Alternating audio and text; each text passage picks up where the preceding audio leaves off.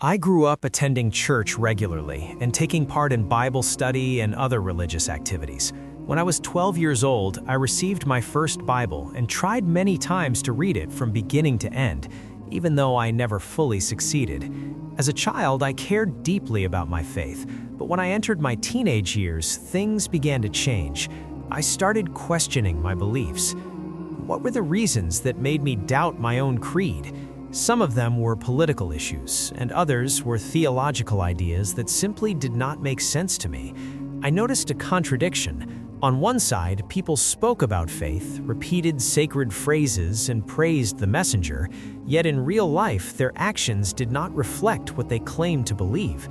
I cannot remember a single time when I truly felt sincere devotion in the prayer room, even though I knew others did.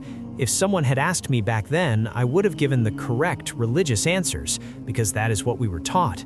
But inside, I was confused. The concept of the Trinity never felt reasonable to me, yet I had never deeply examined it. Over time, bigger questions arose in my mind. I began thinking, is this really divine revelation, or is it something written by human beings?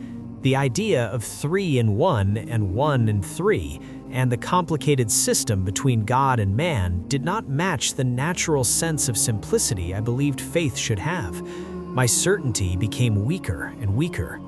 A turning point came during a youth conference held by our church.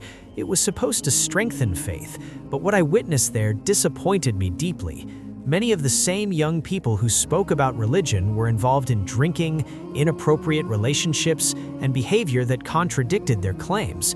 I was young and innocent, and this shocked me. Around the same time, there were presentations supporting ideas that were highly controversial, even among the attendees themselves. These experiences created a serious internal conflict for me. Eventually, at 16, I reached a painful conclusion. This version of religion was not for me. I began to see religion as something people use to comfort themselves, stories repeated to feel secure. I thought such beliefs would eventually disappear. So, how did my journey toward Islam begin? The first time I heard about Islam was around the time of 9/11, but it was only through political narratives. I did not truly explore what Muslims actually believed until college. I studied political science and international relations, and I had a professor from Morocco who taught courses about Islam and politics. For the first time, I began to understand the intellectual and spiritual motivations behind Muslim societies. It challenged my assumptions. Later, I took a class about political reform in Turkey. That class inspired me to visit Turkish neighborhoods in Paterson, New Jersey, where I explored the culture and met Muslims in everyday settings.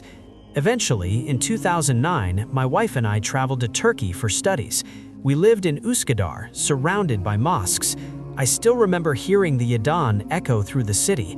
I would open the window and just listen. Sometimes I would even cry. There was something deeply pure and powerful in that call to prayer. I felt drawn to enter a mosque, but I was shy. I was not yet ready to accept Islam. After returning to the United States, I could not ignore the change inside me. I began studying Islam seriously. I started praying 5 times a day and fasting, even before officially declaring my faith, because I didn't even know that a formal testimony was required. What convinced me that Islam is the truth was its preservation and seriousness about authenticity. I already knew that the Bible had undergone changes over centuries, so I asked, has the Quran faced the same alterations? When I researched, I found detailed chains of narration, documented manuscripts, and a rigorous system of preservation. The commitment to truth was striking. When I finally recited the Shahada, it happened in a simple mosque basement. There was no grand ceremony. It was quiet and almost dry emotionally, yet life-changing. I did not even exchange numbers with the brother who helped me. I walked out with a copy of the Quran in a bag, starting a new chapter alone, relying on Allah.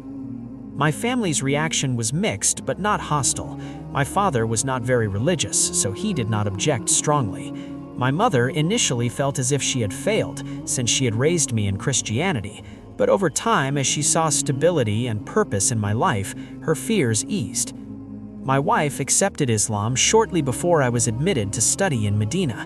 She wanted to be sure she embraced it sincerely, not just for me. Watching her gradual journey was beautiful. Faith became natural to her heart. After becoming Muslim, I had to make difficult choices. I left music, even though I was passionate about it. I quit jobs that involved alcohol and unethical environments. Each sacrifice felt heavy at first, but Allah replaced them with better opportunities. What impacts me most about Islam is its completeness. It provides guidance for personal life, family life, society, politics, justice, every dimension of existence. It does not separate spirituality from reality. It connects them. Praying 5 times a day was challenging in the beginning because I had to build discipline. But I asked myself, if people spend hours training for sports or careers, why should we not dedicate time for our Creator and our afterlife? Fasting was physically demanding, especially when I worked long hours outdoors. Yet those early fasts became some of the most meaningful experiences of my life. My relationship with the Quran is one of the greatest blessings in my life. When I recite it or listen to it, it moves my heart deeply. Its language, its rhythm, and its message feel alive. If the Quran touches your heart, then you know your heart is still alive. Today, I serve as an imam in Utica, New York. I teach students, deliver lectures, and remain involved in research and education. My goal is to help others connect sincerely with their Creator.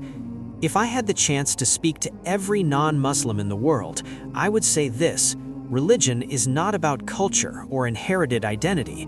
It's about discovering what God truly wants from you. If you sincerely seek the truth and are willing to follow it wherever it leads, Allah will guide you. The responsibility is to search honestly. The rest, Allah takes care of.